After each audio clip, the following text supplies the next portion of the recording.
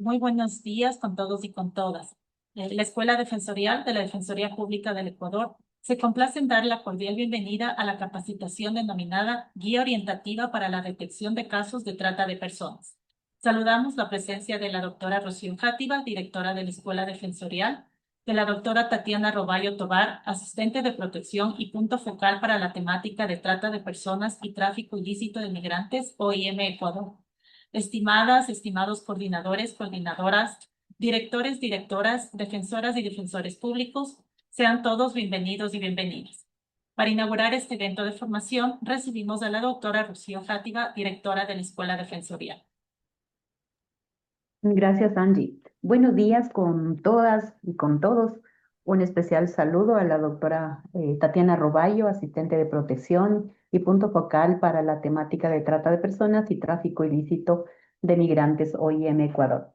Ah, un cordial saludo a todas las defensoras y defensores públicos convocados para esta capacitación. Inicialmente habíamos hecho un acercamiento con OIM. Se acordó dar este espacio de capacitación sobre este tema muy importante con un grupo específico de defensoras y defensores públicos, ¿no? Es un gusto para mí darles la más cordial bienvenida a esta importante jornada de capacitación organizada por la Defensoría Pública con el apoyo de la Organización Internacional para las Migraciones sobre un tema específico que es la Guía Orientativa para la Detección de Casos de Trata de Personas. Agradezco profundamente su presencia y su compromiso por la labor que realizamos día a día en la defensa de los derechos de quienes más lo necesitan. Hoy nos convoca un tema muy especial, una temática de mucha complejidad, mucha sensibilidad, y por eso habíamos pedido el apoyo de OIM. Desde la Defensoría Pública entendemos que nuestro rol no termina con la defensa técnica, también somos garantes del acceso a la justicia, de la protección integral y de la restitución de derechos. Por ello, esta guía orientativa no solo es una herramienta más, sino que es una aliada estratégica que nos permitirá identificar de manera más eficaz los indicios de trata, intervenir oportunamente y contribuir al quiebre del ciclo de violencia y explotación al que se ven sometidas muchas personas, especialmente mujeres, niñas, niños y adolescentes. El objetivo de esta capacitación es precisamente fortalecer las competencias que ustedes como defensoras y defensores tienen para aplicar esta guía al ejercicio cotidiano de la defensa pública. Que podamos reconocer desde el primer contacto en las personas, ¿no? Muchas señales que evidencian situaciones de trata y actuar de manera inmediata con enfoque de derechos humanos, de género, interculturalidad e interseccionalidad. Agradezco profundamente a OIM, especialmente a la doctora Tatiana Roballo y a la doctora Daniela Pavón por su valiosa colaboración, cooperación en este esfuerzo conjunto. Esta articulación interinstitucional la venimos realizando desde años atrás. Hace un año, recordábamos hace un momento con la doctora Tatiana, nos encontramos en Guayaquil, ¿no? Para dar también esta capacitación. Ahora nos acompaña la doctora Roballo y les invito a participar activamente, a compartir sus experiencias y aprovechar este espacio que hemos coordinado, un espacio con personas especializadas en el tema también. Y les invito a aprovechar al máximo, compartir conocimientos, experiencias desde su quehacer al día a día, ¿no? Muchas gracias por conectarse puntualmente y les doy, y espero que tengan una excelente jornada. Buenos días y gracias, doctora Roballo, nuevamente. Agradecemos las palabras de la doctora Játiva. Recordamos a los participantes las siguientes indicaciones: mantener encendida la Muchísimas cámara gracias, doctora Játiva. Por favor. y los micrófonos apagados. El registro de asistencia se enviará a través del link que será remitido los 15 últimos minutos de la jornada. Se emitirán los certificados conforme el registro de asistencia. Al finalizar la ponencia habrá un espacio destinado para preguntas. Para ello pueden hacer uso del chat o levantando la mano virtual, o en caso de que la ponente al día de hoy también genere preguntas en el transcurso de su intervención. Su participación es muy valiosa para enriquecer este intercambio de conocimientos. Vamos a empezar la jornada académica dando la bienvenida a la doctora Tatiana Roballo y leyendo unas breves líneas de su hoja de vida. Ella es licenciada en Ciencias Públicas y Sociales, abogada y doctora en jurisprudencia. Tiene una maestría en Protección Internacional de Derechos Humanos por la Universidad de Alcalá en España.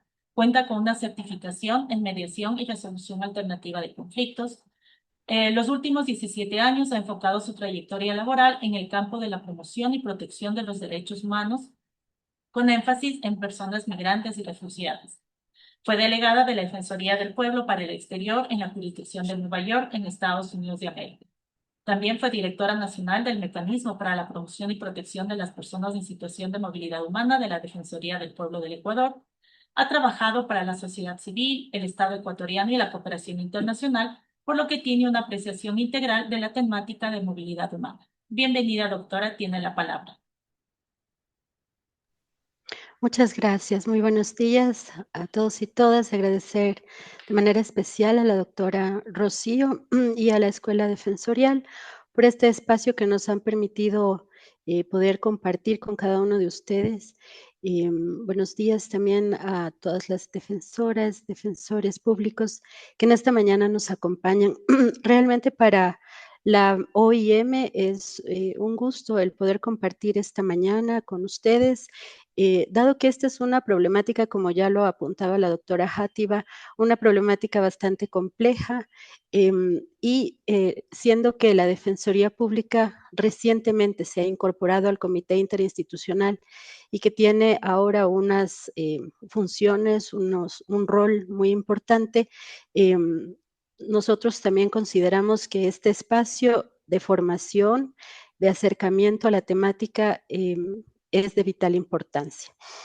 Por ello también invito a que podamos esta jornada, este día, realizarlo de manera interactiva, es decir, que podamos generar una especie de diálogo a lo largo de esta jornada.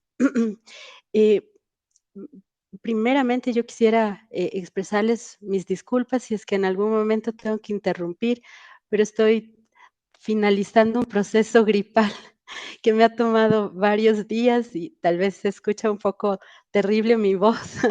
Entonces, si es que en algún momentito debo parar, desde ya anticipo mis disculpas del caso. Voy a proceder a compartir la pantalla. Entonces, les voy a pedir que por favor me indiquen si es que se puede ver bien y si se me escucha bien. Como estoy compartiendo la pantalla completa, posiblemente yo no voy a alcanzar a verles, tal vez ahí mejore, no sé, bueno, tal vez no voy a alcanzar a ver si es que alguien tiene la mano levantada, entonces yo no me molesto si me interrumpen por alguna inquietud que tengan, ¿de acuerdo? Nomás, si me puede alguien confirmar que se está logrando ver la pantalla. Todavía no está, doctora. No está compartido.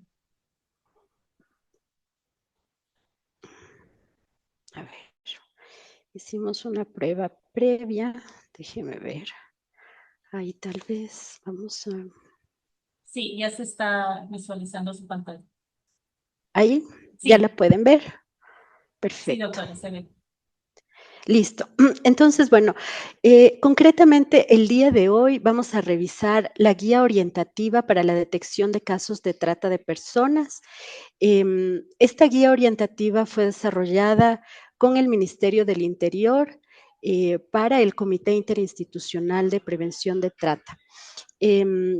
Esto me parece que es relevante indicarlo porque de lo que nosotros hemos conocido, el ministerio ha puesto al servicio, digamos, de todo el comité esta guía orientativa, es decir, es una guía amplia que sirve de paraguas para todas las instituciones e incluso para las organizaciones de sociedad civil que realizan asistencias directas a personas y que en cualquier momento de la asistencia pudieran eventualmente encontrarse con una posible o presunta víctima de trata. Por ello, es importante, digamos, partir de este marco mucho más amplio que pretende esta guía, digamos, al tener un acercamiento a una presunta víctima, ¿no? Entonces, este taller normalmente está dado de forma presencial y dura aproximadamente un día y medio. Sin embargo, consideramos que al ser un taller virtual y el tiempo de digamos, de atención es mucho más corto que si se lo hace en presencial. Hemos tratado de reducir y de volver un poco, digamos, amigable este proceso. Entonces, hay algunos aspectos de la guía que el día de hoy no vamos a topar directamente y que yo más bien les invitaría a que ustedes puedan, yo en un momento les pasaré el enlace, puedan acceder a revisar la guía y más adelante también podré hacer llegar unos ejemplares físicos de la guía para que, no sé, ahí de alguna manera se podrá mirar en la escuela defensorial cómo entregar a las personas que puedan tener interés de tener en físico la guía, pero digamos como que ustedes también puedan tener este acercamiento no solamente el día de hoy, sino que es una guía bastante amigable y puedan ustedes revisar el material que está ahí y revisar también las preguntas, los recursos adicionales que se ofrece en este documento. Sin más, vamos a hacer una breve revisión de lo que esta guía contiene. La guía orientativa está dividida en 5 capítulos, el cual contiene conocimientos generales de lo que es trata de personas. Entonces, acá están como las principales definiciones de la trata de personas. El segundo capítulo habla de la institucionalidad. El tercero de los principios y enfoques de la actuación. El cuarto habla sobre la detección de una víctima. Y el quinto perdón, sobre los indicadores, es decir, cuáles son estas alertas que podemos tener si nos encontramos frente a una persona que presuntamente nos puede hacer pensar que se trata de una presunta víctima de trata. Vamos a arrancar con qué es lo que hemos tenido como la evolución normativa de la trata de personas en Ecuador. En el 2003, el Ecuador suscribió la Convención de Delincuencia Organizada Transnacional y el Protocolo Complementario sobre Trata de Personas.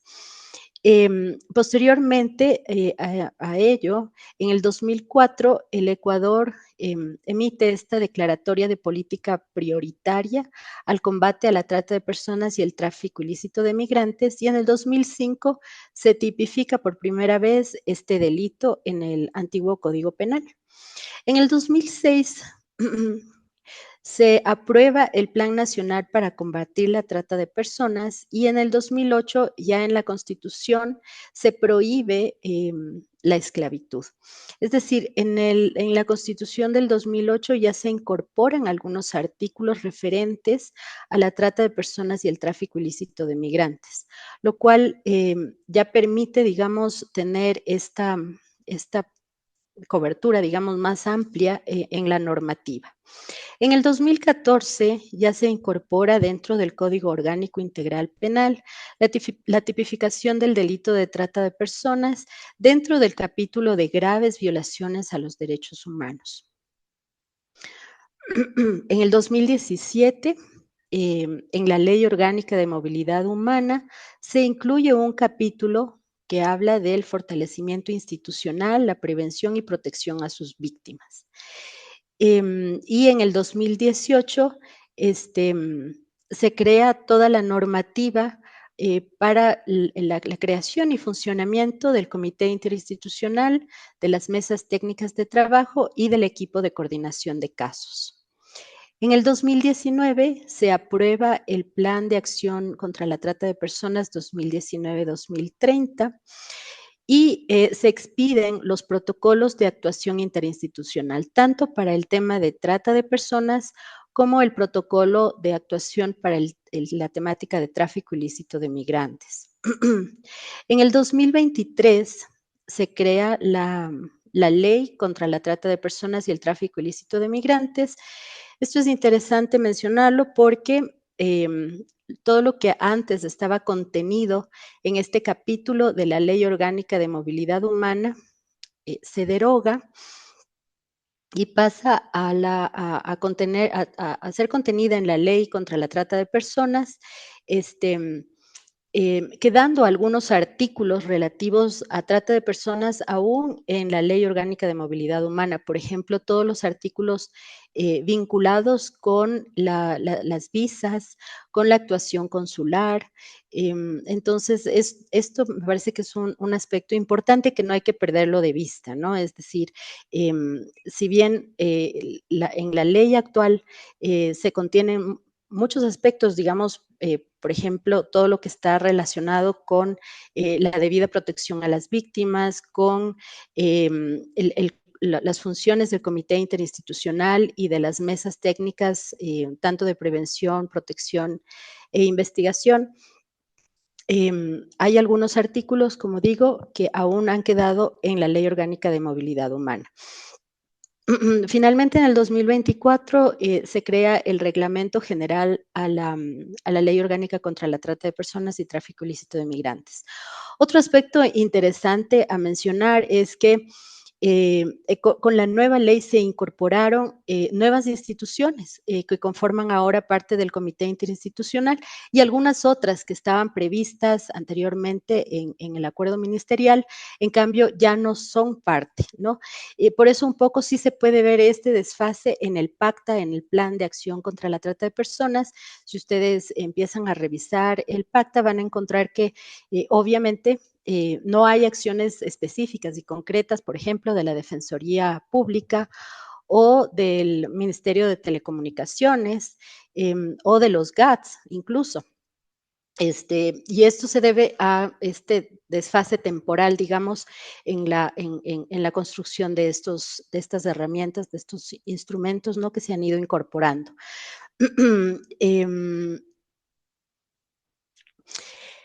Respecto a la normativa sobre trata de personas, vemos algunas de las normas donde se contienen temas relativos a la trata de personas. La primera, la Constitución, el Código Orgánico Integral Penal, el Código Orgánico de la Niñez, la Ley Orgánica contra la Trata de Personas y Tráfico Ilícito de Migrantes, la Ley Orgánica de Movilidad Humana, el Código del Trabajo, el Reglamento General a la Ley Orgánica contra la Trata de Personas y el Reglamento a la Ley Orgánica de Movilidad Humana.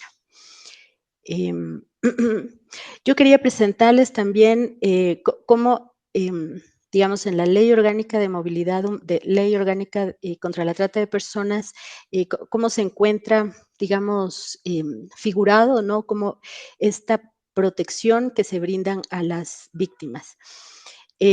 Uno, tenemos estos 3 ejes, y ahí están definidas también estas mesas técnicas, el eje de prevención, el eje de protección y el eje de investigación.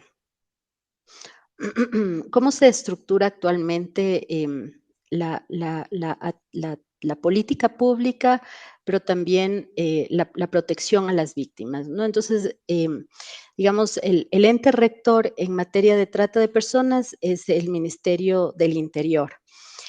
Y es quien preside el Comité Interinstitucional de Prevención de Trata de Personas, Tráfico Ilícito de Migrantes y Protección a sus Víctimas.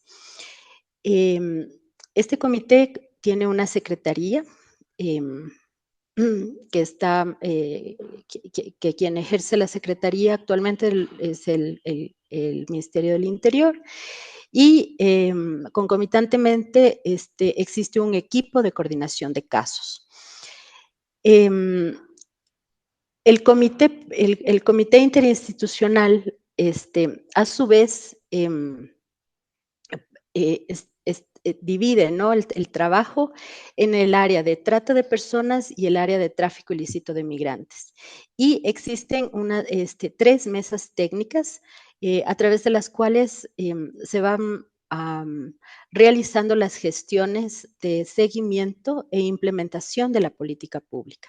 Entonces, en el área de trata tenemos la Mesa de Prevención y Promoción de Derechos, que está presidida por el Ministerio de la Mujer y Derechos Humanos, la Mesa Técnica de Asistencia y Protección, que también la preside el Ministerio de la Mujer y Derechos Humanos, y la Mesa de Investigación y Judicialización, que la preside el Ministerio del Interior.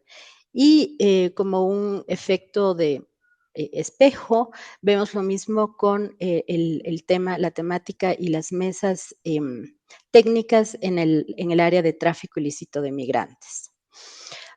¿Cuáles son la institucionalidad en la política pública? Como ya mencionaba, está la rectoría en materia de trata de personas y tráfico ilícito de migrantes, está a cargo del Ministerio del Interior. Y así lo establece el artículo 6 de la Ley Orgánica contra la Trata de Personas y Tráfico Ilícito de Migrantes, que le corresponde al Ministerio la implementación de la política institucional, ¿no? Entonces, acá tenemos las 13 instituciones que conforman el Comité Interinstitucional y la 14ª, que es la Defensoría del Pueblo. Antes tenía otra función, la Defensoría del Pueblo, ahora es un órgano de observancia en materia de derechos humanos. Sin que esto limite, ¿no? La actuación de la Defensoría del Pueblo a través de los distintos mecanismos que la Defensoría del Pueblo tiene. Entonces podemos ver que las instituciones que en este momento conforman el Comité Interinstitucional son estas 13, ¿no? Ministerio del Interior, Ministerio de la Mujer y Derechos Humanos, Ministerio de Relaciones Exteriores y Movilidad Humana, Ministerio de Salud Pública, Ministerio de Educación, Ministerio de Telecomunicaciones y de la Sociedad de la Información, Ministerio de Inclusión Económica y Social, Ministerio de Turismo, Ministerio del Trabajo, Consejo de la Judicatura, Fiscalía General del Estado, Defensoría Pública y representaciones de los gobiernos autónomos descentralizados. Como vemos, el comité es una representación en sí del Estado, ¿no? No solamente del Ejecutivo, sino que se integran instituciones, por ejemplo, de la función judicial e incluso de la función de transparencia. Esto me parece a mí que le da una potencia muy importante al Comité Interinstitucional y que bajo esta figura hay muchísimas acciones que se pueden desarrollar tanto en la prevención, en la protección y en la investigación en el área de investigación y judicialización de casos, ¿no? Yo considero que a través del comité se pueden realizar cambios muy profundos y, por ejemplo, identificar nudos críticos que a veces consideramos que pueden ser, pueden trabar mucho el avance, pero al tener el comité, me parece que ahí ese es un espacio donde se pueden resolver muchísimos temas y que, digamos, por ejemplo, en la tarea que ustedes tienen, siendo parte tanto del comité como de las mesas técnicas, pueden llegar a realizar cambios en la normativa, en la gestión de la política pública, que pueden ser de mucho avance, de mucho interés, de mucha proyección. Por tanto, yo sí que animo a que se utilicen estos espacios, ¿no? Que identifiquen ustedes también dentro de la Defensoría Pública quién es la persona que representa ante el Comité Interinstitucional, que se puedan recoger también insumos que pueden salir desde los espacios territoriales para ser discutidos y propuestos, ¿no? A lo mejor algunas acciones de transformación en el seno del comité o en el seno de las mesas técnicas en las que ustedes participen.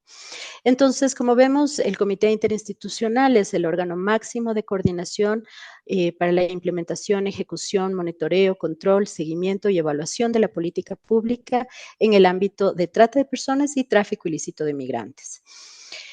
¿Cuáles son estas instituciones para la asistencia y protección? Tenemos el equipo de coordinación de casos, otro espacio importantísimo, porque ahí es donde algunos casos donde pueden existir nudos críticos, cuestiones en donde se ve que no hay un avance o que hay ciertas acciones que de manera institucional, cuando se activa el protocolo de actuación interinstitucional, no están funcionando. En este espacio del equipo de coordinación de casos es donde se pueden solventar algunas cuestiones.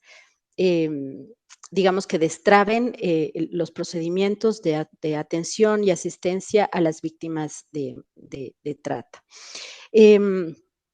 Entonces, al equipo de coordinación de casos le corresponde, pues esto, la identificación de las víctimas, la coordinación, protección y asistencia a las víctimas de trata de personas de acuerdo con las competencias de cada una de las instituciones, así como analizar la documentación a fin de establecer necesidades de la concesión de una visa humanitaria. ¿Cuáles son estas instituciones que conforman el equipo de coordinación de casos? Están el Ministerio del Interior, que preside el equipo, el Ministerio de Inclusión Económica y Social, el Ministerio de la Mujer y Derechos Humanos, el Ministerio de Relaciones Exteriores y Movilidad Humana, el Ministerio de Salud Pública, el Consejo de la Judicatura, la Defensoría Pública, la Fiscalía General del Estado y otras que a criterio del equipo de coordinación de casos sean necesarias.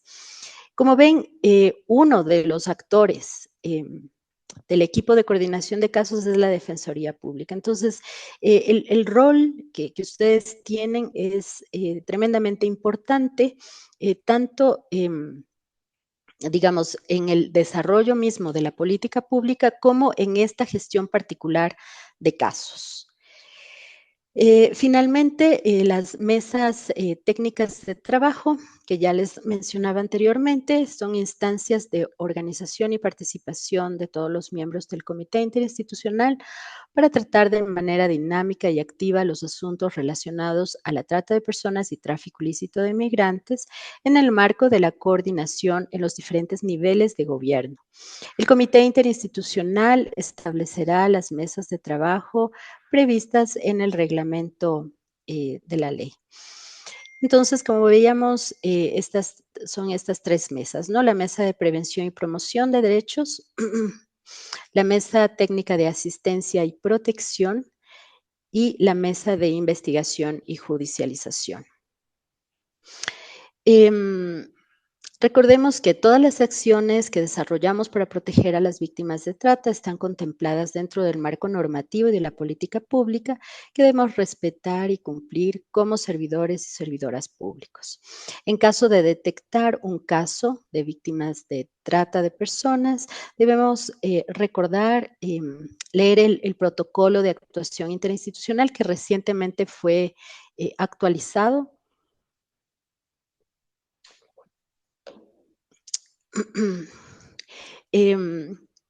De manera que se pueda precautelar la vida y la dignidad de la persona. Es importante también tener en cuenta guardar en sus archivos importantes los documentos de apoyo para fortalecer la capacidad de respuesta frente a los casos de trata de personas. Es importante, digamos, tener esta imagen, ¿no? De cuál es este procedimiento respecto a la asistencia y protección. Entonces, tenemos en un primer momento la detección, en un segundo momento la identificación y en un tercer momento o espacio la derivación.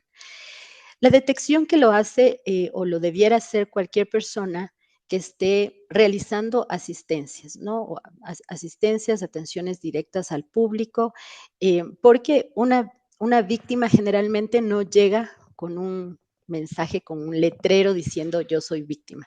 De hecho, muchas de las víctimas o muchos de los casos que se han detectado, las personas no se consideran víctimas, ¿no? Y esto es importante mencionarlo, porque en muchas ocasiones las personas no, digamos, los espacios de vulneración a veces están tan naturalizados que un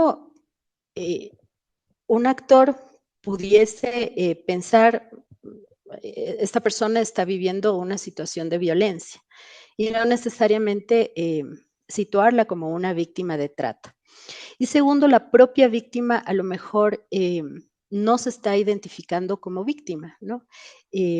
Precisamente porque ha vivido tantas situaciones de violencia o incluso puede hasta defender a quien es el victimario y no considerarse víctima. Entonces, por eso para nosotros es importantísimo este primer filtro o este primer momento de la detección. Entonces, la detección para eso, este espacio, cuadrante, ¿no?, que tenemos de la detección, es que está desarrollada esta guía orientativa para la detección de víctimas de trata. Y lo que queremos es precisamente que se cuente con una herramienta donde se levantan alertas, ¿no? Que permiten a quien está haciendo esta primera detección decir, ojo, aquí hay algo más, no se trata simplemente de una vulneración de derechos o de una situación de violencia, sino que puede ser una víctima de trata. Un segundo momento está el eje de la identificación, es decir, hay una entrevista y un análisis más profundo del caso. Nosotros invitamos a que no todas las instituciones del Estado y no todas las incluso organizaciones de sociedad civil puedan llegar a este segundo momento de identificación, porque para ello se requiere de personal mucho más entrenado, capacitado para hacer una verdadera identificación. ¿Por qué? Porque se va a requerir de herramientas de abordaje y de mayor preparación que en una mera identificación. Por ello es que se preparó y se ha trabajado también con el Ministerio del Interior y con el Ministerio de la Mujer y Derechos Humanos un manual de primer abordaje que está destinado a personas que tienen ya una formación, digamos, mucho más profunda, ¿no? Por ejemplo, un psicólogo, psicóloga, un trabajador social, una persona técnica que tenga mayor experiencia en hacer entrevistas de mayor profundidad y que luego puedan realizar un seguimiento en el caso. Por eso este manual de primer abordaje no está previsto para que lo lleven cualquier persona. No sé si es que en el día de hoy también nos están acompañando a lo mejor psicólogos o psicólogas de la institución o trabajadores sociales. Y quizá con ese grupo más adelante se podría trabajar específicamente el manual de primer abordaje, porque pues normalmente nosotros como abogados no entramos a hacer una mayor, un trabajo de mayor profundidad, ¿no? Y eso siempre es recomendable que se lo derive, se lo refiera a una persona con mayor especialidad, de modo que sepan qué hacer, ¿no? Lo que sí, posiblemente en nuestro nivel, digamos, daríamos unos primeros auxilios psicológicos, pero luego ya entrar a mayor detalle, siempre hay que entrar de manera conjunta, ¿no? Y por eso, digamos, en este segundo momento se tiene esta herramienta como más particular, que es el manual de primer abordaje. Y finalmente, la derivación, que ya cuando un caso ha sido detectado, luego identificado, es decir, que ya se tiene una mayor constancia de que efectivamente se trata de una víctima de trata, debe ser derivado. Y para esa derivación, pues, existen metodologías ya especializadas para esa asistencia directa del caso, ¿no? Acá, por ejemplo, estamos hablando de las metodologías que se tiene para niños, niñas y adolescentes en las casas de acogimiento, metodologías se están desarrollando ahora para víctimas adultas, para un proyecto que se tiene para una casa de acogimiento a víctimas adultas. También se están trabajando metodologías en un manual de abordaje para servidores de la salud Entonces, digo, esto es un ámbito que posiblemente nosotros ya no vamos a entrar, que es importante que lo conozcamos, que existe todo este desarrollo, pero que posiblemente nosotros directamente no vamos a tener que utilizarlo, ¿no? Y luego está el protocolo de actuación interinstitucional para la atención de casos de trata de personas. No sé si que ustedes, evidentemente, al ser parte del comité interinstitucional, ya debe haberles llegado el documento actualizado y que tendrían que estar como muy frescos en el conocimiento de este instrumento y qué es lo que tienen que hacer, cómo tienen que realizar las derivaciones y la actuación interinstitucional para la asistencia y protección a las víctimas. El artículo 25 de la ley nos habla específicamente sobre la asistencia y protección a las víctimas de trata. No sé si para hacerlo un poquito más interactivo, alguien me quisiera ayudar desactivando su micrófono y leyendo, por favor, el artículo 25. Muchas gracias.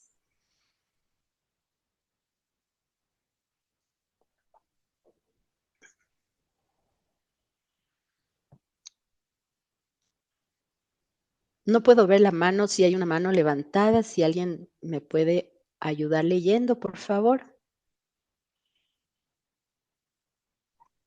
Artículo 25. Identificación de las víctimas de Gracias. trata de personas. El Comité Interinstitucional emitirá los lineamientos y procedimientos para la pronta y oportuna identificación de las BDT. Criterios razonables para considerar a una persona como BDT desde el momento de su detección a fin de protegerla y asistirla, independientemente del inicio de las investigaciones penales. Una vez identificada la BDT, se dará su derivación inmediata a las instituciones componentes a efectos que reciba la asistencia y protección especializada necesaria. El procedimiento de identificación, cuando corresponda, deberá contemplar la coordinación con las autoridades diplomáticas y consulares que permitan generar mecanismos de respuesta oportuna para las BDT. Crisis humanitarias, desastres naturales o situaciones de grave conmoción interna. Detección, identificación, derivación. Muchas gracias. Creo que este artículo nos permite ver, ¿no? Qué es como el rol del comité interinstitucional, es decir, la emisión de lineamientos, por ejemplo, uno de estos, el emitir guías, manuales, lineamientos, etcétera, nos da como esta posibilidad de poder realizar, uno, la detección, dos, la identificación y tres, la derivación de casos, ¿no? Por ejemplo, las situaciones de identificar una posible víctima de trata en el exterior, allí es donde entraría la activación del consulado, ¿no? Para prever cómo va a retornar una víctima, si desea retornar, si las condiciones para el retorno son seguras, si no va a estar bajo algún tipo de amenaza que ponga en riesgo su vida. Y lo propio cuando existen víctimas, por ejemplo, de otras nacionalidades que no desean permanecer en el Ecuador y que desean retornar a su país, también es importante esta actuación, por ejemplo, con el Ministerio de Relaciones Exteriores, en coordinación con los consulados, y en muchas ocasiones también entra la asistencia de la OIM para que las personas puedan retornar a su país de manera segura. En el caso de que una persona, por ejemplo, desee permanecer en el Ecuador, una persona de nacionalidad extranjera que desea permanecer en el Ecuador, están previstas las visas, una visa humanitaria para que pueda ser otorgada a una presunta víctima de trata bajo las condiciones que están establecidas tanto en la ley como en el reglamento y los instructivos internos que tanto el Ministerio del Interior como el Ministerio de Relaciones Exteriores tienen para ese efecto. Entonces, creo que ahí nos queda como un poquito más claro estos tres momentos en la asistencia y protección a las víctimas de trata. Por otra parte, el artículo 27 de la ley también nos habla sobre la protección integral y asistencia especializada a las víctimas de trata de personas. Quizá alguna persona me quiera nuevamente ayudar con la lectura de este artículo, por favor.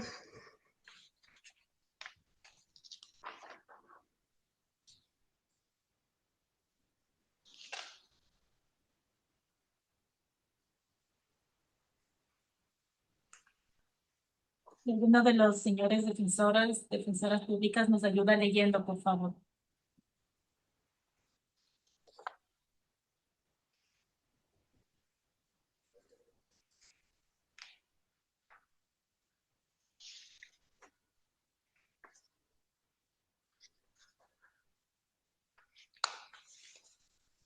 Artículo 27. Protección integral y Gracias. asistencia especializada a las víctimas de trata de personas. De acuerdo a sus necesidades, las víctimas de trata de personas recibirán protección integral y asistencia especializada para garantizar su integridad física y psicológica en la restitución de sus derechos vulnerados. En casos en que las BDT ingresen al SPBT de la Fiscalía General, será esta entidad quien coordine la atención y protección integral. Para facilitar la prestación integral de servicios de protección y asistencia, el equipo de coordinación de casos del Comité Interinstitucional podrá, a través de cualquier medio de coordinación, gestionar la debida articulación para la atención de las necesidades de las víctimas desde el momento de su detección. Todos los servicios otorgados por las instituciones competentes deberán reportarse en el sistema de registro de casos de trata de personas y tráfico ilícito de migrantes. Muchas gracias. Como vemos, hay varias acciones, ¿no? O varias medidas que se pueden adoptar para la debida protección y asistencia a las víctimas de trata. Ahí en este circulito vemos algunas de ellas, ¿no? Por ejemplo, el asesoramiento legal, el acogimiento en algún espacio, si es que es una víctima adolescente, mujer, porque no existen lamentablemente espacios de acogimiento para víctimas varones o del grupo LGTBIQ+. Actualmente solamente existen 3 casas de acogimiento para víctimas adolescentes. En los casos cuando son víctimas adultas o víctimas varones adolescentes, en ese espacio lo que se procura es activar algunas otras alternativas de protección y alojamiento, ¿no? Es importante aquí también el sistema de protección a víctimas y testigos de la Fiscalía. Esa es otra acción importante que se tiene que tener en cuenta, especialmente cuando hay casos de extrema vulnerabilidad, ¿no? O que hay circunstancias que pueden poner en alto riesgo, digamos, la seguridad de la víctima. Otra medida es procurar que la persona cuente con alimentación, vestimenta, que se pueda brindar la asistencia consular si es que es necesario. Aspectos como la educación, la salud, el traslado, temas como la regularización migratoria, el asesoramiento laboral, todos estos son aspectos que se tienen que tomar en cuenta cuando se habla de una asistencia o protección integral. También podemos ver el artículo 62 del reglamento, donde también se establecen, digamos, de manera más puntual, estos aspectos relativos a la asistencia y protección que debe recibir una víctima. Entonces, como vemos, la asistencia y protección a una víctima de trata de personas debe cumplir como estas 3 fases, ¿no? Una primera fase de detección, identificación y asistencia inmediata, que esto tiene que darse dentro de las 24 o 48 horas más o menos. Un segundo momento que se refiere a la asistencia y protección integral, en donde ya entraremos a ver aspectos relativos a cuando ya se tiene una entrevista más profunda, identificar cuáles son estas necesidades más concretas y también cómo se puede ya ir planteando un primer momento del proyecto de vida de la víctima o sobreviviente, donde esto más o menos podría tomarnos unos 3 a 6 meses. Y luego una tercera fase que sería la fase de seguimiento, en donde ya la víctima o presunta víctima se ha trabajado su recuperación y ya inicia un proceso de restauración de su proyecto de vida, con lo cual tiene que tener un acompañamiento también permanente por parte de las entidades y los técnicos especialistas, ¿no? Esta fase de seguimiento más o menos podría, dependiendo de la edad de la víctima, podría durar entre unos 6 meses a 1 año, más o menos un tiempo aproximado. Ahora vamos a hablar de un caso, ¿no? Y quisiera presentarles en este momento un video.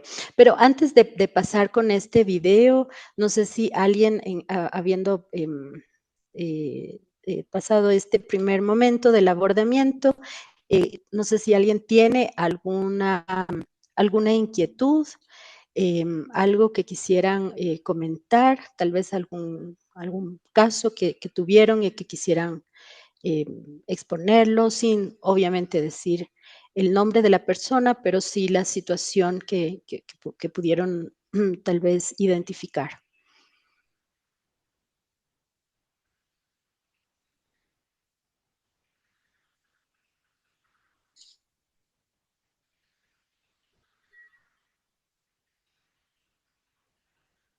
Estoy revisando por si puedo identificar alguna mano levantada, si no, directamente que puedan activar sus micrófonos si tienen alguna inquietud.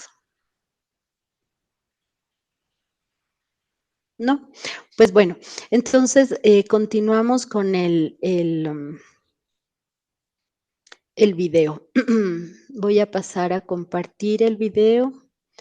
Quisiera que ustedes puedan poner atención a este video, de modo que podamos tener, luego vamos a hablar un poco de la, de la definición de la trata.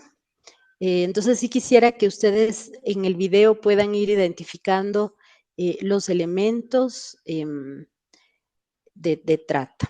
Entonces, por favor, cuando puedan, me confirman de que pueden escuchar y ver el video, ¿de acuerdo?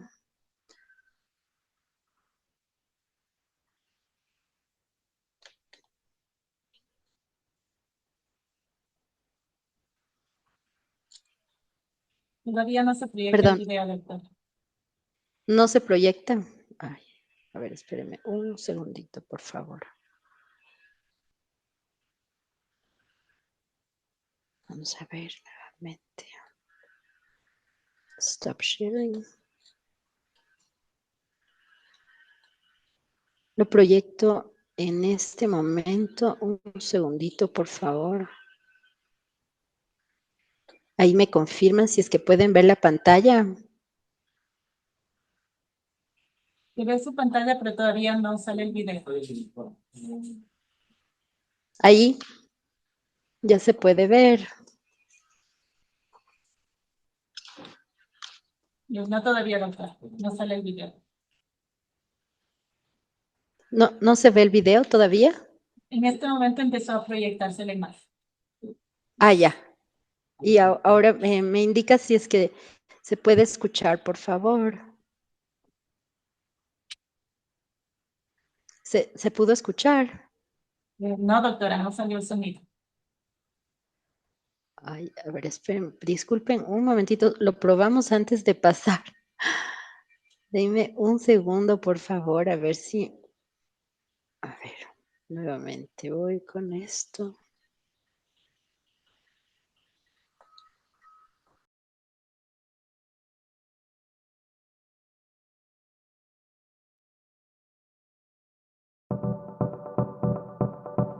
Ya se oye, doctor. Soy Juana y esta es mi historia. Tengo 18 años y un corazón lleno de historias. Nací y crecí en el vibrante Guasmo. Soy la pequeña de 5 hermanos y mi compinche de vida es mi mamá, porque papá decidió ir a comprar cigarrillos hace tiempo. Y aquí seguimos, haciéndole frente a la vida juntas. Quiero que me conozcas. Me gusta estudiar, amo la poesía y a los animales, especialmente a los perritos. Quiero ser profe. Imagina tener mi propia aula, adornada con un póster de K-pop que grité "Soy fabulosa". Además, quiero recorrer el mundo y, ¿por qué no?, encontrar un amor bonito. A soñar en grande. También soy tristeza. Recuerdo que mi padre se fue tras una fuerte discusión con mamá. Él tomaba mucho y cada vez que regresaba estaba bravo. Pegaba a mi mami y por eso pasaba el día llorando. Yo no sabía cómo brindarle consuelo. Mi mamá era toda una superheroína, trabajando en 2 lugares. Por un lado, el ajetreado mercado, y por el otro, un restaurante que era como un abrazo cálido. Hacíamos malabares para estirar nuestro raquítico presupuesto hasta el último centavo. En nuestro barrio, las calles estaban llenas de polvo. La escuela estaba lejísimos y yo tenía que enfrentar muchos riesgos por ahí.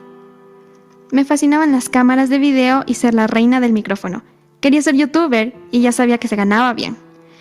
Con eso podría darle a mi mamá un merecido descanso y hacer que sonriera. ¡Qué emoción!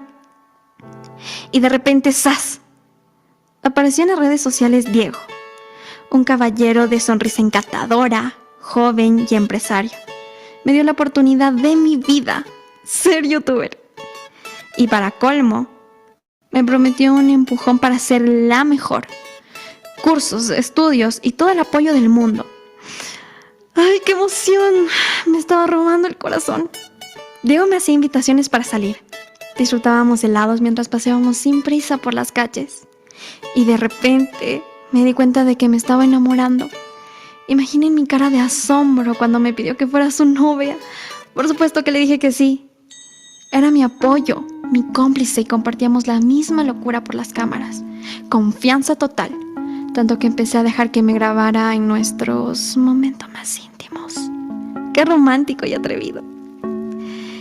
En esta etapa de mi vida, sentía que el pasado se esfumaba como un mago en un show.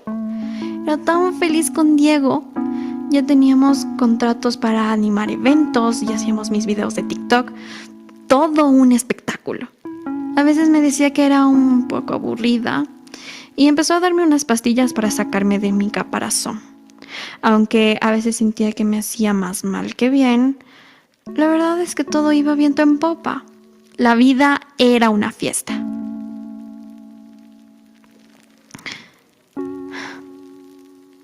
Un día sentí que me bajaron del cielo en el que vivía de un golpe seco. Diego, mi Diego, me dijo que sería mucho mejor si tenía sexo a cambio de dinero. Mi cabeza y mi corazón estaban en una danza loca. No tenía ni idea de qué hacer o qué decir. Me había tomado esa pastilla que me hacía sentir mal. ¿Era esto un chiste? Porque esto estaba perdiendo la gracia. Desperté envuelta en una bruma de marea. Mi cuerpo clamaba por alivio. Los recuerdos eran sombras difusas, o tal vez los ocultaba a propósito. Diego, con un gesto, me mostró un mar de billetes y pronunció: mi amor, mira cuánto hemos ganado. Mi amor. Los días se fueron apagando. Desde esa noche me lleva por las ciudades de Ecuador, incluso a Perú. Él se encarga de los negocios y a veces le reclamo, pero él me lanzó una amenaza. Si me quejo, publicará nuestros videos más privados. Y la verdad, me da un miedo que ni les cuento. Siento una intensa vergüenza por lo que mi madre podría llegar a descubrir. Diego ha experimentado una transformación. Sus nuevos compañeros despiertan en mí un profundo temor, pues parece tener una esencia sombría. En 2 ocasiones me ha golpeado, aunque reconozco que fue por mi culpa, ya que suelo hacerle perder la paciencia. Hoy no quiero trabajar, Diego. Me siento enferma. Eso fue lo que le dije. No le importó. Me pasó donde un hombre que estaba borracho o quizá drogado. En la habitación me golpeó. Le dije que no haría el servicio. Y me violó. Salí corriendo, herida y asustada, para que Diego me proteja. Y recibí más golpes de parte de él. Me dijo que no podía atender mal a los clientes, que luego ya no vendría por mi culpa. Altanera. Por la gravedad de mis heridas me llevó a un centro de salud cercano. Me dijo que cuidado diga nada y se fue. Nadie viene por mí. Le di todo lo que tenía y me dejó sola. No quiero decirle la verdad a mi mamá. Me da miedo que Diego cumpla su promesa y publique nuestros videos. No tengo dinero, amigos, contactos. Tengo miedo. Aquí en el centro de salud, una señorita me ha preguntado qué me pasó. No sé si contarle o no. Me da vergüenza. Creo que todo fue mi culpa. ¿Y si me meten presa? Ahora que he podido descansar, recién vienen recuerdos a mi mente. Diego siempre tenía un arma, vendía droga. Hasta creo que tenía otra novia. No le podía reclamar.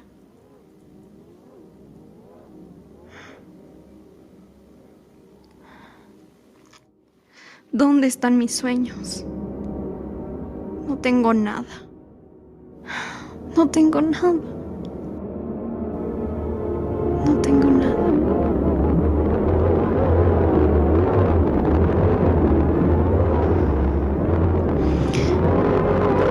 Ayuda. Ay, ayuda.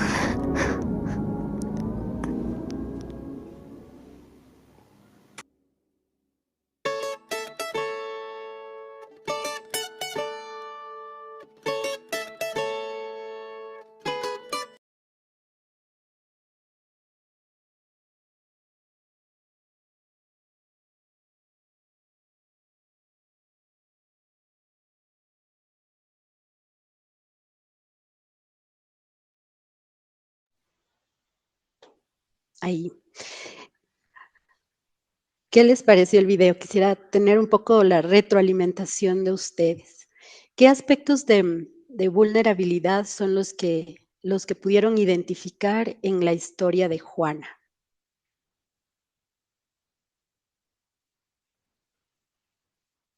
¿Alguien que se anime a compartir?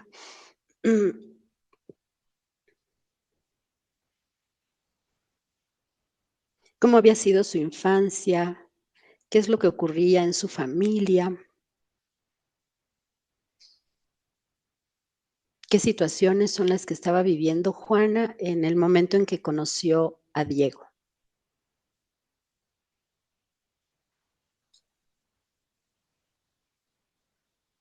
¿Alguien que quiera compartir?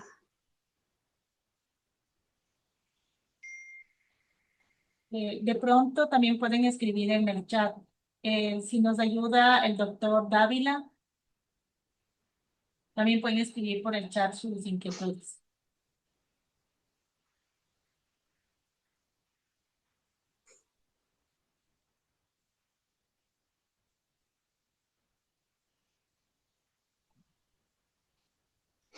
Bueno, es necesario revisar cuáles son estos elementos de vulnerabilidad, porque en una entrevista, cuando nosotros estamos haciendo una entrevista a cualquier persona, normalmente nos van a contar algo de la historia previa, ¿no? Es decir, cuáles son estos elementos en los que podríamos nosotros identificar nuestras vulnerabilidades, ¿no?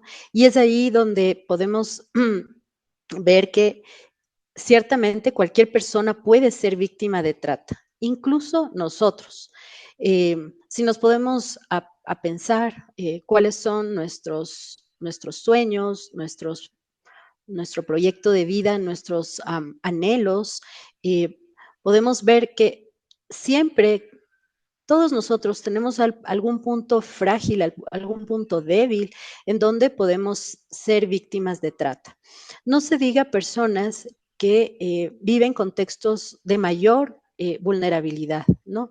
Y esto ciertamente lo podemos ver ahora en esta historia de Juana, cuando ella nos habla de que el padre les abandonó a muy corta edad, cuando ella todavía era muy pequeña, que su madre tuvo que dedicarse a realizar incluso 2 trabajos para poder tener medios suficientes para sobrevivir. Este, posiblemente Juana pasó algunas situaciones de crisis, ¿no? A lo mejor de falta de alimento, de no poder estudiar, de tener que incluso a lo mejor trabajar a corta edad.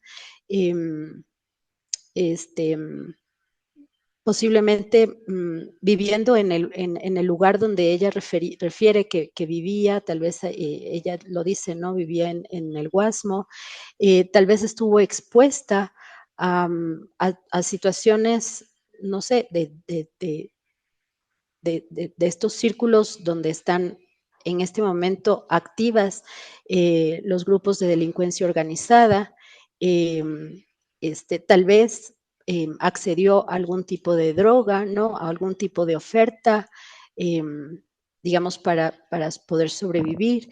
Entonces, todos estos elementos nos pueden dar ya un contexto, ¿no es cierto?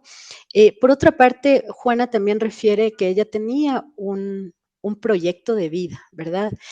¿Cuáles eran estos anhelos que ella tenía? Ella quería estudiar, ella quería, no sé, alguien que recuerde un poco qué es lo que ella refería que quería hacer en su vida. Me parece que es importante si es que ustedes también participan de este proceso, así Doctora, le no leo paso un yo nada más mensaje que hablando. nos llegó al chat. Dice, el Muchas video gracias. muestra una realidad muy fuerte respecto de la violencia de género en contra de las mujeres. El tipo penal de trata de personas determina la explotación de mujeres. Eso nos dice el doctor Dart. Muchas gracias, muy bien. Quisiera que vean un poco cuál es este proyecto de vida que Juana tenía, qué es lo que ella quería ser o quería hacer en su vida. Si nos ayuda la doctora Estela Álava, por favor. Sí, buenos días. Bueno, primero quería pedir disculpas porque la primera parte del video yo no lo pude escuchar. Estaba en una entrevista de movilidad humana. Pero sí escuché la parte en la cual pues Juana indica que quería estudiar, que quería ser alguien en la vida y que en este lapso pues aparece Diego, ¿no? Y que ella se enamora de Diego, tiene un enamoramiento de Diego y obviamente esa es como la captación que realiza Diego hacia ella. O sea, le promete cosas que en realidad él no las va a cumplir única y exclusivamente para posteriormente eh, decirle que tenía que acostarse con los amigos y que tenía que cobrar dinero. Es decir, él utilizó estas vulnerabilidades que ya usted nos estaba indicando, Tatiana, con la finalidad de captarla y con esto de aquí pues realizar el tráfico, que es perdón, la trata, que es al final pues la consecuencia de lo que pasó, ¿no? Exacto, muy bien, muchas gracias. Acá lo que vemos exactamente, como ya usted nos acaba de referir, es que las personas, todos nosotros tenemos un proyecto de vida, ¿no es cierto? Por ejemplo, pues ustedes ahora se están desarrollando como profesionales del derecho y seguramente tienen proyecciones sobre lo que quieren ser y lo que quieren alcanzar, ¿verdad? Y esto es muy propio del ser humano, ¿no? El tener estas expectativas de ser algo más, de hacer, incluso dejar como una herencia, un legado a quienes son nuestros familiares, ¿no? Si tenemos hijos, pues el legado va a ser para los hijos, para los nietos incluso, ¿no? Pero en la trata de personas lo que vemos es que se coartan estos sueños, ¿no? Este proyecto de vida, esta esencia del ser humano, ¿no? Se coarta la libertad, la dignidad humana y todos los otros derechos a los que una persona tiene. Y lo que sucede es que se cosifica a la persona, ¿no? Es decir, la persona va a ser tomada como un objeto y no como un sujeto de derechos, sino como un objeto al cual tengo que o quiero explotarlo, sacar el mayor provecho de ese objeto, ¿no es cierto? Es decir, un esfero, nosotros que lo tenemos, ¿qué hacemos con el esfero? Pues lo usamos hasta que la tinta se agote, ¿no es cierto? Y después lo botamos, ¿no? Lo mismo sucede con las personas. Las personas que son víctimas de trata de personas son cosificadas, es decir, se anula todos los derechos que esta persona tiene y, y son explotadas, ¿no?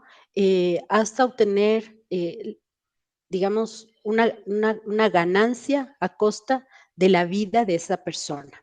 Y eso es lo que precisamente acabamos de ver en la historia de Juana. Como bien lo refería la doctora Álava, perdón, Juana fue tomada, ¿no? Aprovechada de esos sueños que ella tenía, porque ella al principio decía, a mí me gustaría estudiar, me gustan los animales, me gustaría ser youtuber, ¿no? Y me gustaría ganar dinero a través de ser youtuber, ¿no? Un sueño absolutamente legítimo. Pero Diego, cuando identifica esta necesidad, ¿no? Él le convence y ¿qué le dice? Empiezan a hacer videos, empiezan a ver que les iba muy bien haciendo los videos y la empieza a conquistar, ¿no es cierto? A través de esa vulnerabilidad que ella tenía.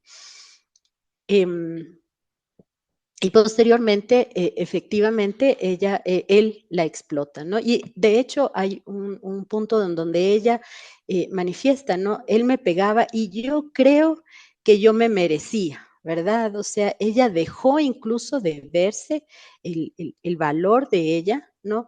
Y hasta aceptar como una práctica normal el que él la pueda agredir, ¿no es cierto? Lo cual realmente constituye seriamente, ¿no? A veces, ¿qué es lo que una víctima puede, digamos, pasar, ¿no? Entonces, ciertamente lo que vemos acá es como una persona es denigrada a tal grado en donde llega a ser un objeto y no un sujeto. En la trata de personas hay 3 elementos importantes que tenemos que considerar. Denme un segundo, por favor, que voy a compartir nuevamente la pantalla.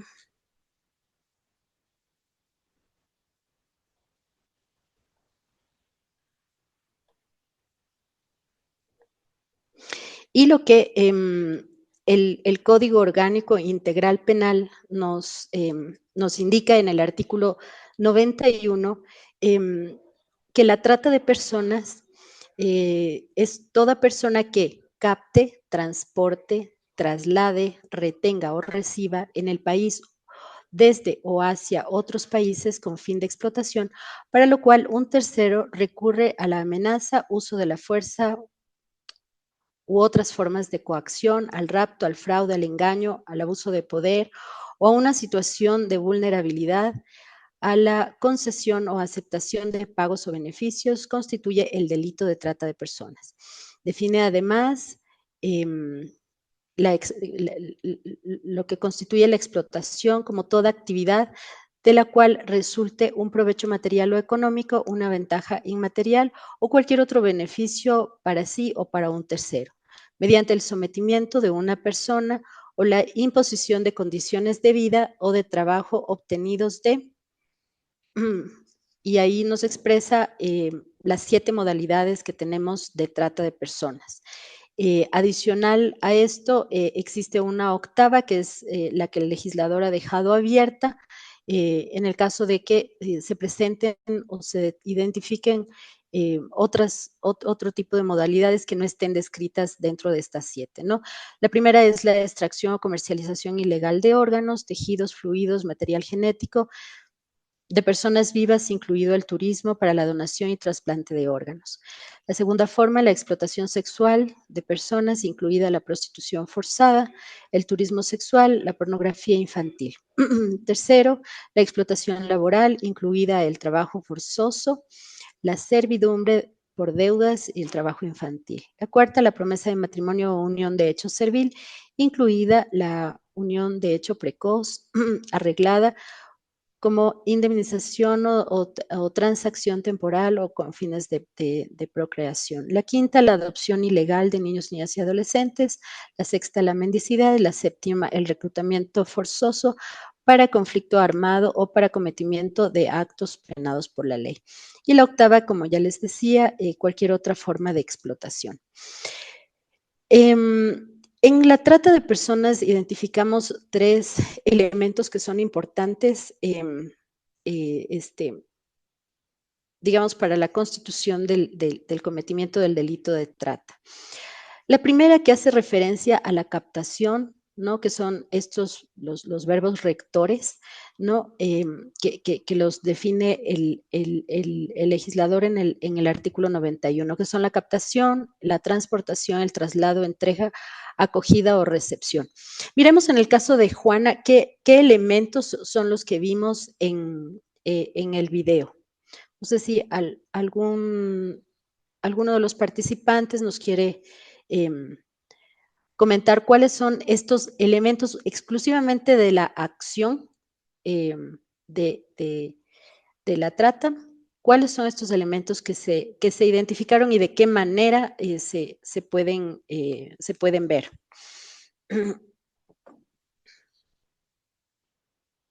¿Hubo elemento de captación? ¿En qué momento?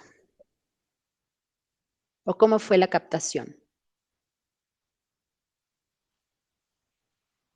¿Cómo fue que Juana le conoció o empezó a interactuar y conocerse con Diego? ¿Alguien recuerda cómo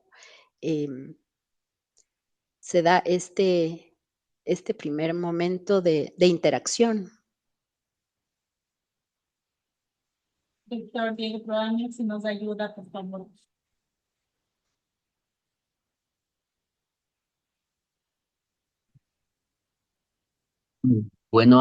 Buenos días con todos. En el caso de Juana, yo veo que la captación hubo cuando Juana le conoce a Diego y Diego ¿Por se qué medio presenta, conoció? ¿Se acuerdan? a ver, ¿por qué medio? Creo que por redes. Sí, muy bien, por redes Y, sociales. ajá, y Diego se presentaba como un empresario exitoso y que era joven y que compartía los gustos de Juana, en el sentido de que ella le decía que quería ser youtuber y Ujú, ser famosa y lograr tener dinero con esa actividad. exacto. Entonces, Entonces, ahí usted puede ver efectivamente la captación se dio a través de un medio, de una red social. ajá, Ese momentito en donde ella tal vez se conecta a alguna red social, no sé, Instagram, Facebook, cualquiera de estos medios. Él aprovecha ese momento y es ahí donde ocurre la captación. Y Perfecto, luego vamos a ver que opera el medio, ¿no? Que opera el engaño. claro. Sí, el presentarse él como un famoso, ¿no? Pero eso ya vamos a ver en el Ya. espacio de los medios. Entonces, este primer momento de la captación vemos con claridad en el caso este que estamos refiriendo de Juana y que ahora es muy común, ¿no? El que se dio a través de de la, de la red social. Luego vemos el elemento de la transportación y el traslado. Efectivamente, vimos que había transportación por medios terrestres, ¿no? Y traslados a distintas ciudades. Él empezó a llevar a distintos lugares. Ella habla que le llevaba a Esmeraldas, me parece que también a Santo Domingo. Entonces, ahí vemos el segundo y tercer elemento. Hay otro elemento también que es el recibimiento. ¿Cómo vemos esto? No sé si alguien quisiera contarnos dónde y cómo fue la recepción.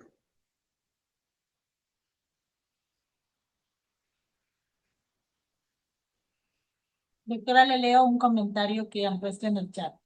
Muy Respecto a amable.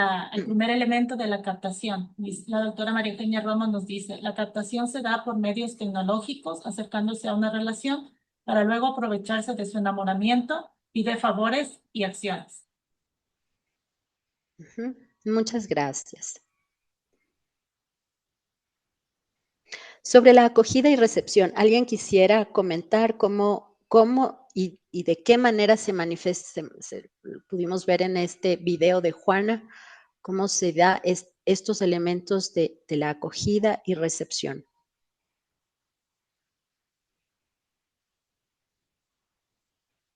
Doctor Pogo, si nos ayuda, por favor.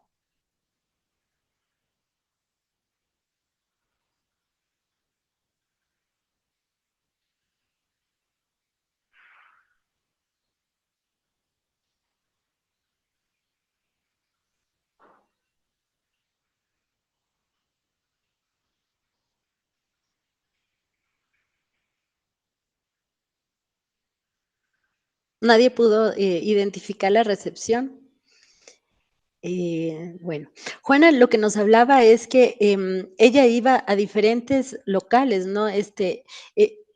Diego la llevaba a diferentes localidades y estos encuentros se daban en distintos locales, ¿no? Es decir, podían ser casas o podían ser hostales, hoteles, ¿no? Él la trasladaba y la llevaba donde tenían que darse estos encuentros o estos eventos, ¿no?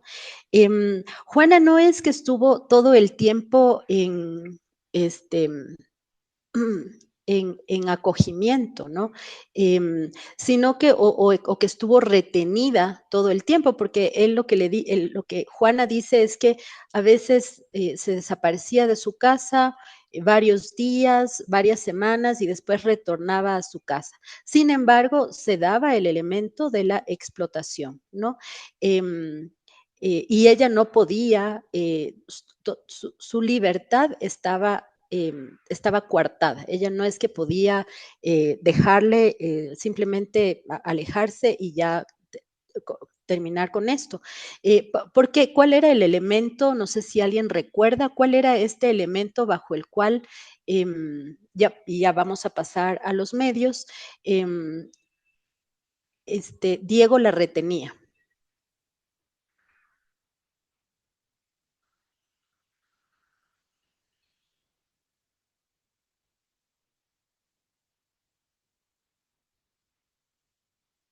¿Alguien que quiera compartir? Bueno, vamos a pasar a los medios, ¿no? Y ahí lo vamos a ver con claridad. Los medios hacen referencia a algunos de los medios que propone la ley. Habla del engaño, de las promesas falsas, del abuso de poder, de las amenazas, del uso de la fuerza. En el caso de Juana, lo que vemos, digamos, hay uno de los medios es el engaño, ¿no? Cuando propone a Juana ir a trabajar en una empresa donde se dedicaba a eventos promocionales, ofertaban cursos de capacitación y formación. Diego se presenta como un gran empresario, ¿no? Y ese, digamos, puede ser uno de los engaños que vemos en esta historia. Otro de los elementos que constituirían uno de los medios es el abuso de poder o la situación de vulnerabilidad. Pues Diego se aprovecha de las necesidades económicas que tenía Juana y su familia.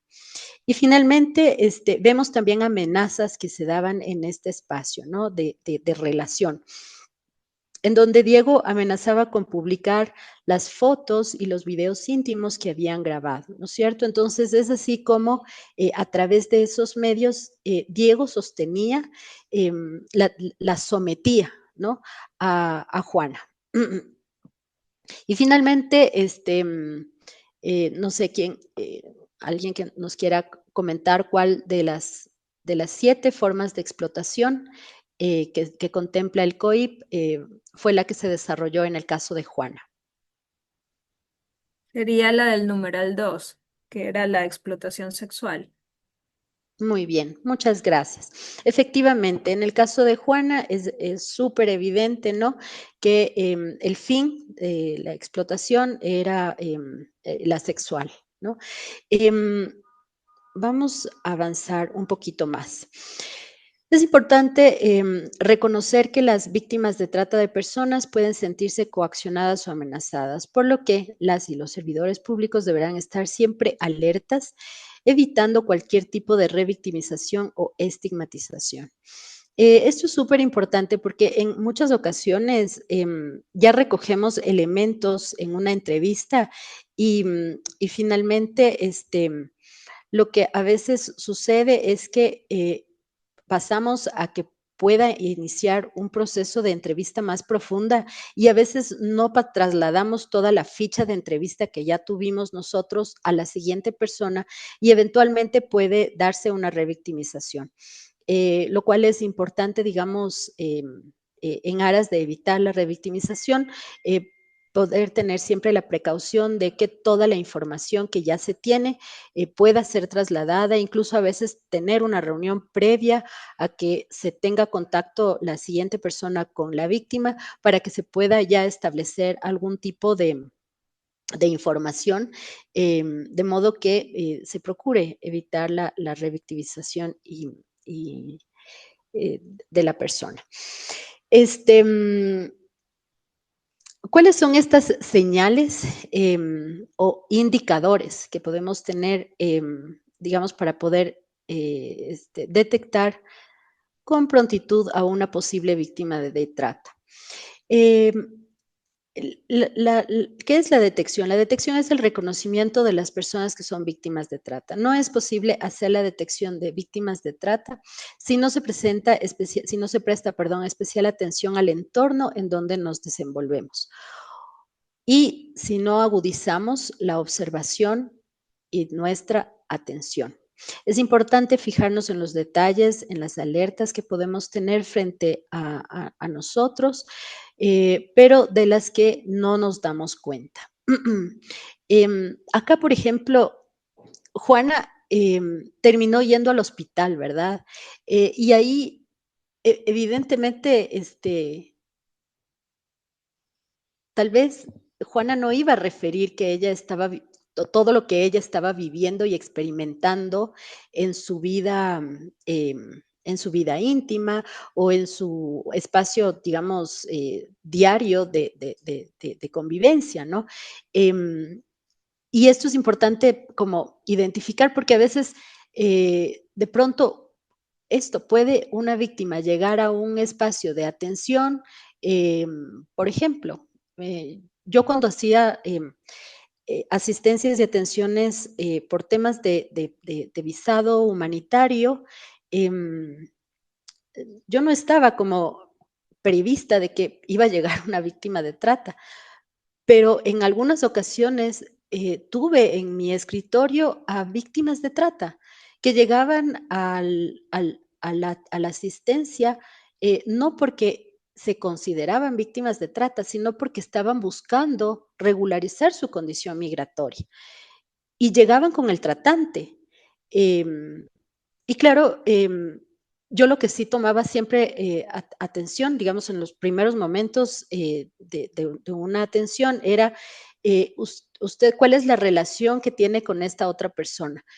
No es un amigo que me está acompañando, entonces, eh, sin saberlo, yo que iba a encontrarme con una situación de trata, siempre lo que hice fue los casos, siempre atenderlos de manera separada, ¿no? Es decir, yo solicitaba que por favor la asistencia era individualizada y que la otra persona tendría que esperar en otra sala mientras yo realizaba la entrevista.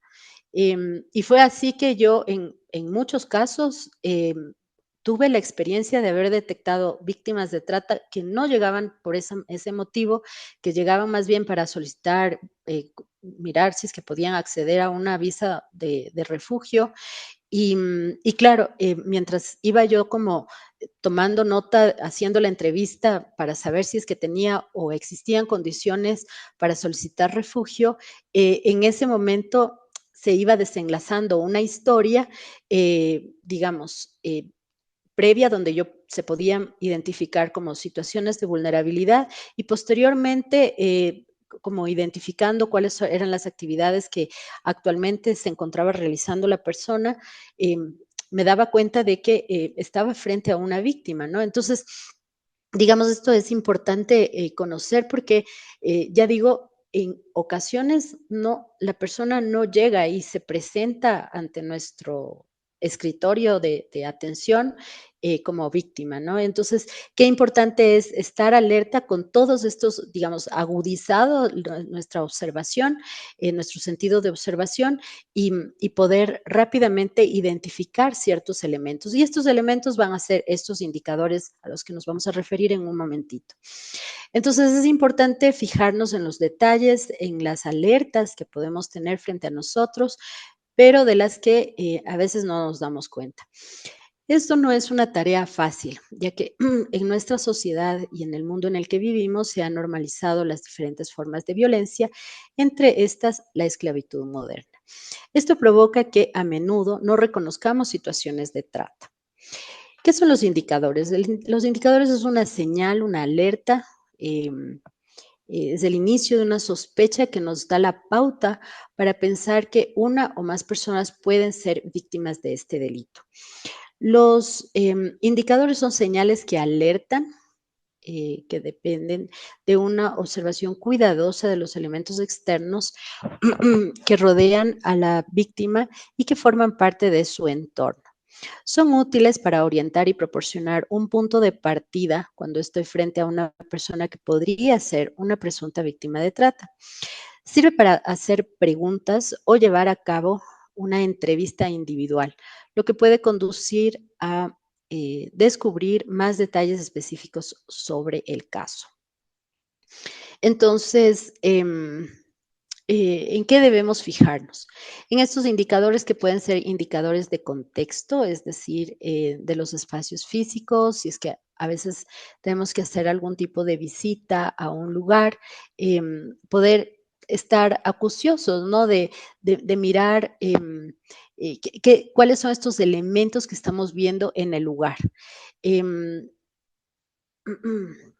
este, ¿qué situaciones, tanto en lo geográfico, en lo del contexto, ¿no? De la situación del espacio donde estamos mirando, pueden ayudarnos a identificar o ser un indicador, ¿no? De que aquí, a ver, acá hay un contexto que puede ser de trata, ¿no? Por ejemplo, nomás pensemos en los lugares donde existe minería ilegal. Es casi cajón que va a haber situaciones de trata, ¿no? Digamos, y esto lo digo porque a veces escuchamos una noticia, acudimos a veces por diligencias que hay que realizar a ciertos espacios y es importante como estar observando, ¿no? ¿Qué es lo que hay? ¿Qué elementos existen aquí? Y esto ya nos permite identificar, ¿no? En este contexto, posibles situaciones de vulnerabilidad y de trata que pueden darse, ¿no? También es importante tener en vista los indicadores personales, ¿no? De persona. Es decir, aspectos en lo físico, en lo psicológico, en las relaciones interpersonales que pueden darnos una pauta de que puede haber trata. También indicadores por el tipo de servicio, ¿no? Qué sé yo, como ya lo mencionaba, por ejemplo, en el área de la salud, ¿no? Qué importante es que el personal de salud que está tomando contacto con una víctima, una presunta víctima, una persona, digámoslo así, puedan detectar ciertos elementos que pueden dar la pauta de que se trata de una posible víctima de trata. Otros espacios también pueden ser las atenciones que ustedes realizan, por ejemplo, asesorías legales que están dando, ¿no? Ya digo, en una entrevista que a lo mejor no tiene nada que ver con trata, efectivamente pueden ustedes detectar un caso. Espacios de migración, ¿no? Por ejemplo, en los controles migratorios hay ciertas cuestiones en donde se está haciendo una entrevista y se evidencian elementos de sospecha de trata. Y otros indicadores que ya un poco van de acuerdo a la modalidad de explotación, ¿verdad? No sé cómo estamos con tiempo. Un ratito. Quedan 20 minutos, doctor. Nos quedan 20 minutos. No sé si quizá pudiésemos tal vez trabajar un poquito en grupos, así de este modo un poquito hacemos que la gente participe un poco más. No sé si lo que yo podría hacer en este momento es a partir del caso de Juana, ¿cuántas personas están? Están 26. Digamos, se podrían tal vez dividir unos Están 21 5 participantes, grupos. doctora. Ah, 21. Sí, las otras personas somos de la escuela. Ah, ya. Esto tal vez dividir cinco, ¿cómo se llama? 5 grupos de 4 personas, así pueden tener una interacción un poquito más participativa en el espacio. Y lo que voy a hacer es pasarles el enlace del documento que tengo,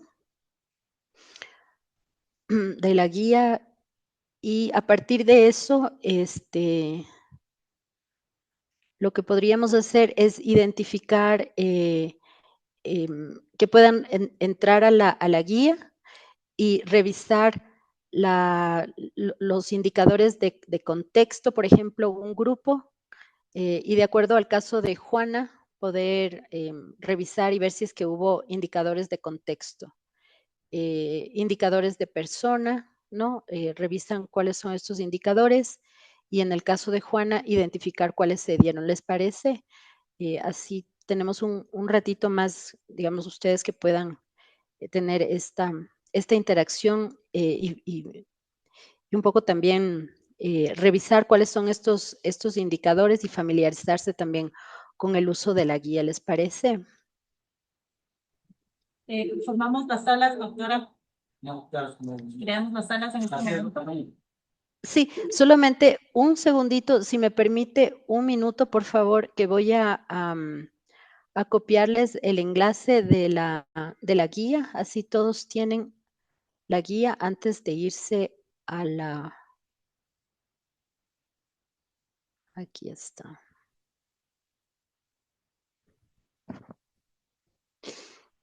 Les voy a pasar donde están las publicaciones. Ustedes tienen que ir a la guía que diga guía orientativa para la detección de casos de trata. Les voy a compartir las dos guías, tanto la del, está ahí la del manual.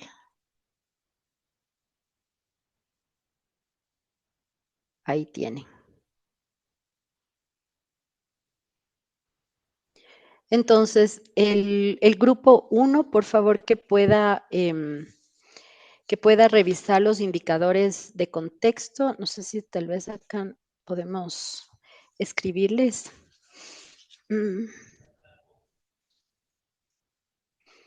Entonces, grupo En el 1, chat le ponemos, doctor. en el chat, ¿no es cierto?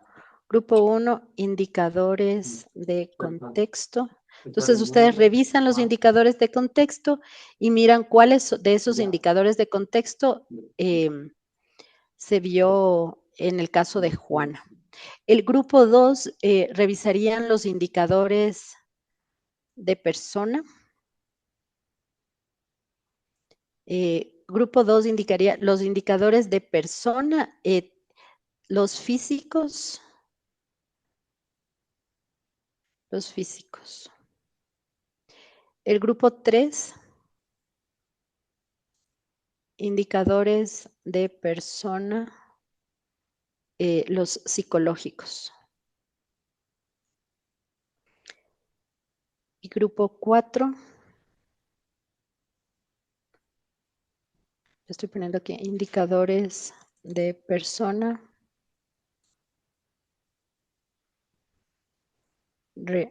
el que tiene que ver con relaciones interpersonales.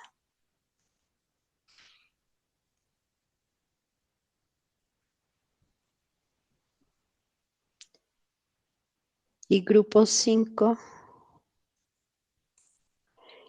verían los indicadores por tipo de servicio. ¿De acuerdo? Perdón, aquí alguien estaba...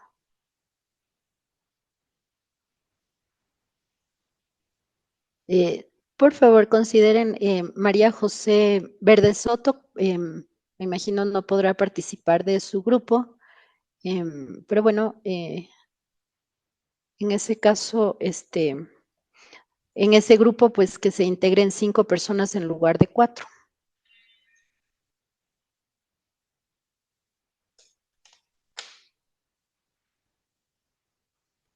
Listo, entonces, si les parece, les podríamos dar unos 10 minutitos para que puedan dividirse en los grupos, trabajar rápidamente con la identificación de estos indicadores en relación con el caso y nos vemos en 10 minutitos otra vez en la sala para compartir un poquito y ya ir finalizando. Ya, Cambio. estamos creando las salas, por favor. En breve les va a llegar la invitación para que se unan a la sala que les corresponde. Muchas gracias.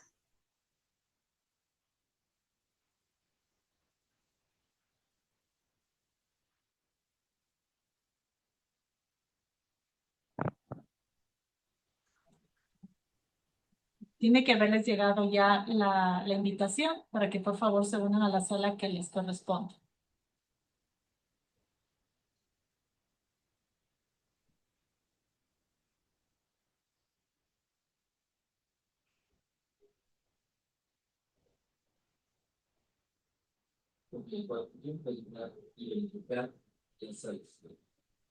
Tiene que haberles llegado ya la invitación para que se unan a las salas. Doctora, usted está como anfitrión, entonces puede ingresar a las diferentes salas. Perfecto, muchas gracias.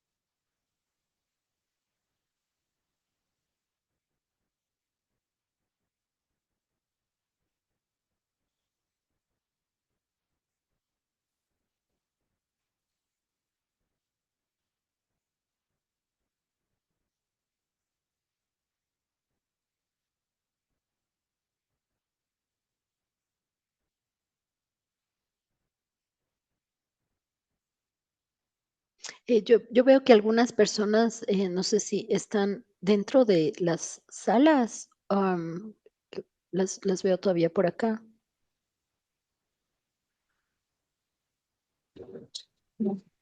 Estimada Tatiana, sí, lo que pasa es que seguramente son asistentes que estén tal vez en alguna audiencia, porque a las personas les llega un mensaje para que puedan unirse a las salas. Entonces entendería que no Ah, ya, están, que no se integraron a alguna sala.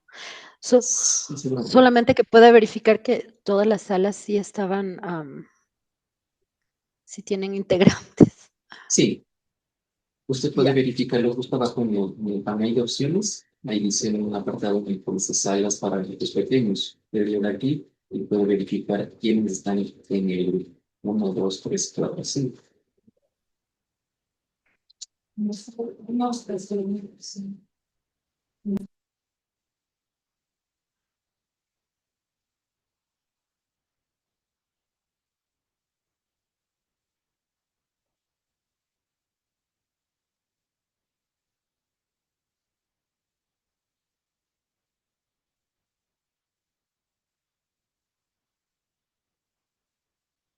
es que no puedo ver cómo puedo yo ingresar a las salas.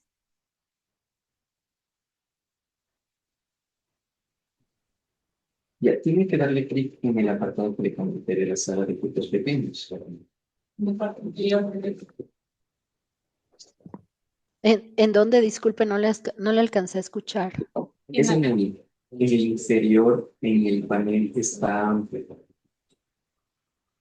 todas las opciones de compartir pantalla, el chat, grabar la Ah, pantalla. Aquí dice una que está sala para los pequeños. Usted le da clic izquierdo y se le despliega un apartado, una pestaña. Ahí se puede usted unir a cualquier grupo.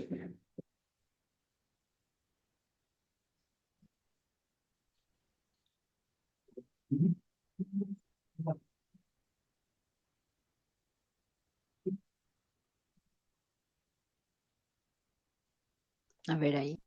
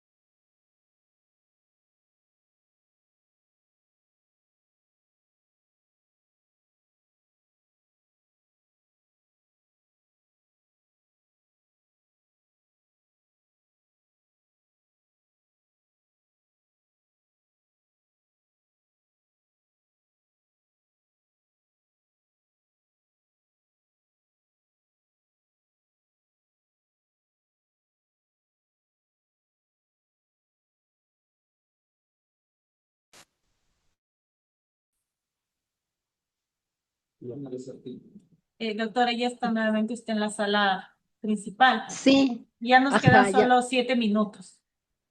sí.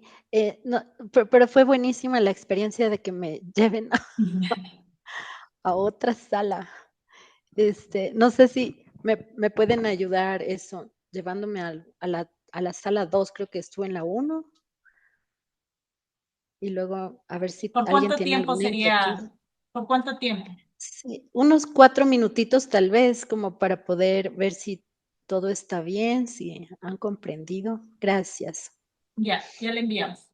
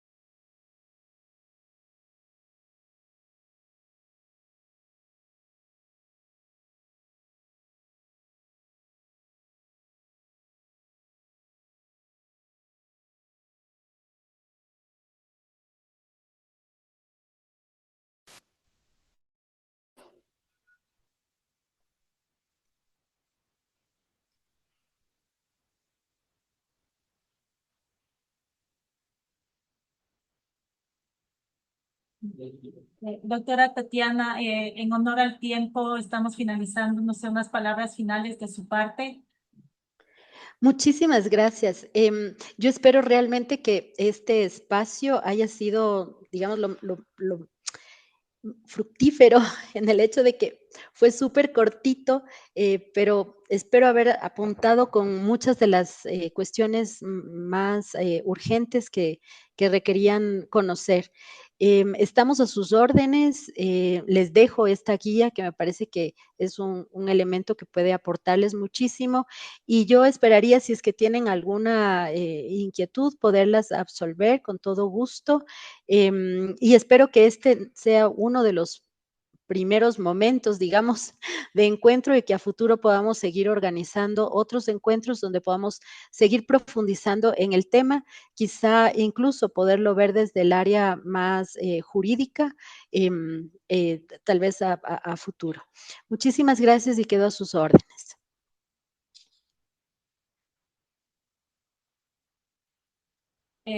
Muchas Damos gracias. muchísimas gracias, doctora. Agradecemos por sus valiosos conocimientos. Bueno. Agradecemos también a todos quienes nos han Bueno. acompañado el día de hoy. Muchas gracias. Excelente tarde con todos y todas. El link de asistencia ya está en el chat, por favor.